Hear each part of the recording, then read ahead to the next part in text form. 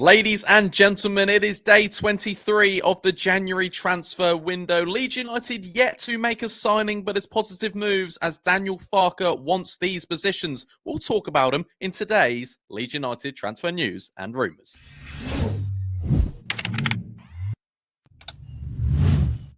Alright guys, what's going on? My name is Ollie Ward. Welcome back to the Ollie Ward channel. Happy Thursday. Hope you've all had a great day and you're ready for the latest Leeds United transfer news and rumours video. Before we start, you guys know what to do. Get down there right now and smash 300 likes. The support has been brilliant in 2025. Also subscribe if you're new as well. I've had a couple of unsubscribers. Have I done something wrong? Let me know in the comments down below, and also let me know in the comments your man of the match from last night and your very, very early score predictions for Burnley versus Leeds on Monday night. It's a huge game. Without further ado, there's a lot of news we need to get into, and we're starting off with Leeds United being linked again to Daniel Svensson.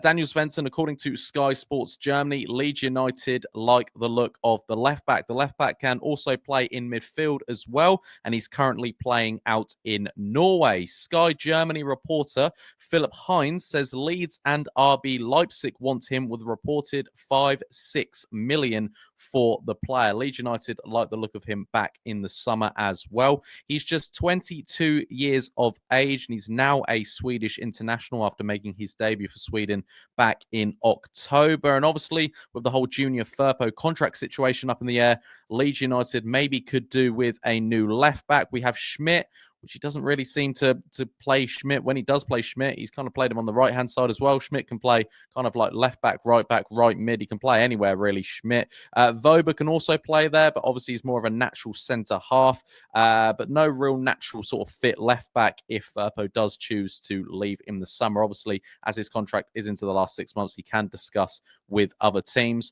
When asked about Firpo contract situation, Daniel Farke replied in saying there's too many games to worry about at the moment. I don't think he means that disrespectful, but I think Firpo knows and Daniel Farke knows the contract talk will happen depending on what league Leeds are in, depending on what Firpo wants to do. I think Firpo's been one of Daniel Farke's best players since coming into Leeds United. Daniel Farke, could this be a summer transfer or maybe even a January transfer for Leeds United so they don't miss out on Daniel Svensson? RB Leipzig do like the look of the player as well, but for 5 million, is it a massive sort of risk to do this? Who knows? But that's the latest report from Sky Sports Germany. We'll see how that one pans out in the next few days. Next up, Leeds United talk about missing out on one player. They've already missed out on another January transfer target, and there looks like they're going to miss out on Omobamidele from Nottingham Forest. Sheffield United and Leeds were in the race for the signing of the out-of-favour Nottingham Forest centre-half, but according to French outlets, RC Strasbourg have reached an agreement with Forest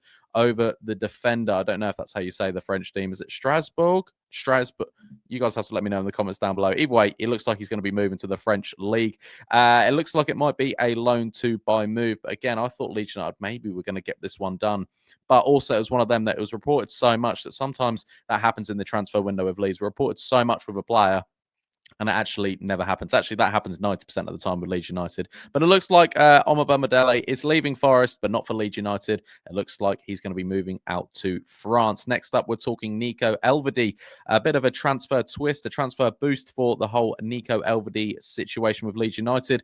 According to German outlet Kicker, Borussia Mönchengladbach are close to signing a new centre-back, Kevin Dix from FC Copenhagen. Leeds Live have explained that Elvedi does have a 8.2 million buyout clause in his contract.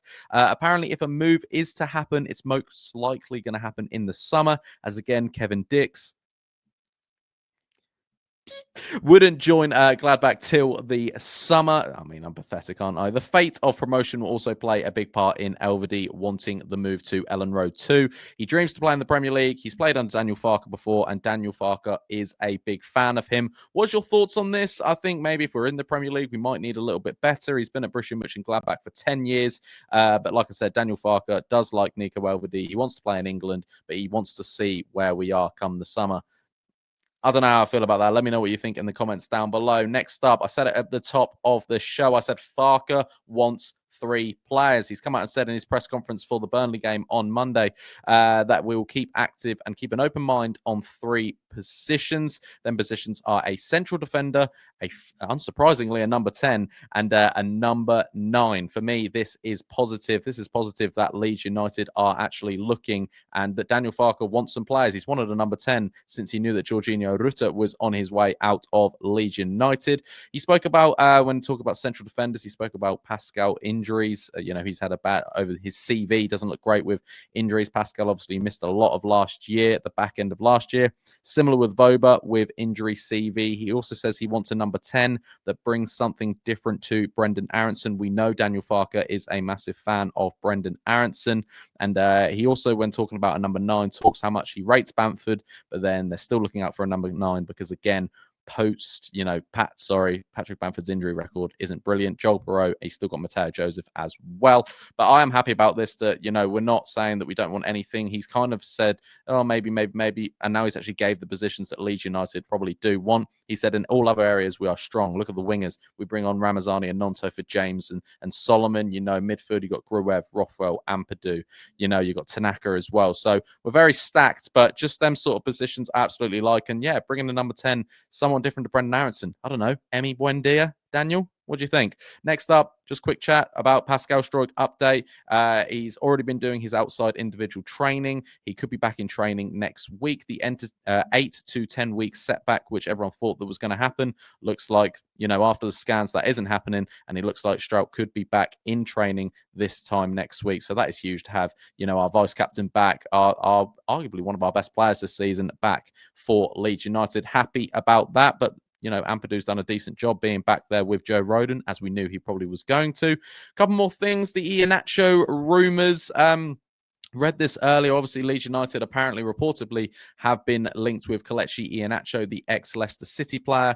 According to some reports, Sevilla have had offers, but nothing yet that appeals to Iheanacho. He scored no goals in the league for Sevilla this season so far. Apparently, there's some Greek teams that are looking at him, but it's definitely on the cards that he will leave Sevilla in January. Should Leeds go for him? Looking at the teams he's also linked with, I just don't know. Maybe we should be doing better. I was all about this signing until recently, and I thought, actually, maybe not. Maybe we should be aiming a little bit higher than Kelechi Iheanacho. But what do you think in the comments down below? Let me know. And I want to talk quickly a couple of footy insider rumors. They've got their own sort of segment because 9 times out of 10, they're not reliable at all. Apparently, Leeds are looking at Ollie Tanner, the winger from Cardiff, and also Louie Barry's name is back on the lips of Leeds United, according to Footy Insider. Take it with a pinch of salt, people. Apparently, we're looking at a late January move, but Villa said they want a huge offer to land a permanent deal, even though they want to get Louie Barry out on loan. But they're talking about loan to buy with obligations or open to buy deals. But I don't see Leeds United going for Ollie Tanner or Louie Barry personally. And watch me be completely wrong. And for once, Footy Insider gets something right. Who knows? We're going to quickly go through the 5 things that we learned from the Leeds United game last night when Leeds beat. Who did we beat last night? 2-0. Norwich 2-0. Goals from Solomon and Dan James. Number 1, Bogle is great. Daniel Farke spoke about him in his press conference today. He said he's been his man of the match the last 10 games. What a character. What a professional. What a player.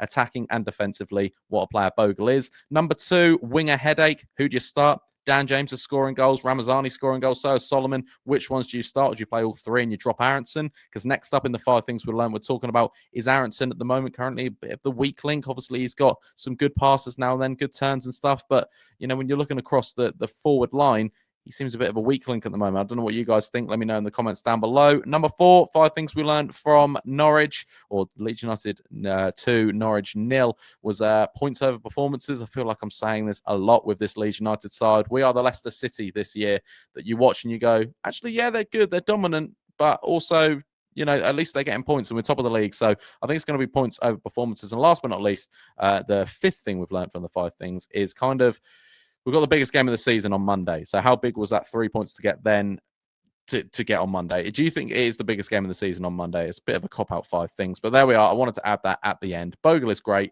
Winger headache. Is Aronson the weak link? And points over performances. And is the biggest game of the season Burnley on Monday? Do we need to get the 3 points? Of course we need the 3 points. But, Lot to digest there, ladies and gentlemen. If you are enjoying these Leeds United transfer news videos, be sure to smash that like button. Let's go for 300 likes. Subscribe if you're new. We're on the road to 20,000 subscribers this year, and get your comments in. Everything we spoke about today, your early score predictions, how much you love me. Do what you want in the comments down below. I'll be replying to all of you. I've been Ollie Ward. You guys have been excellent, and I'll catch you in the next video. Cheery.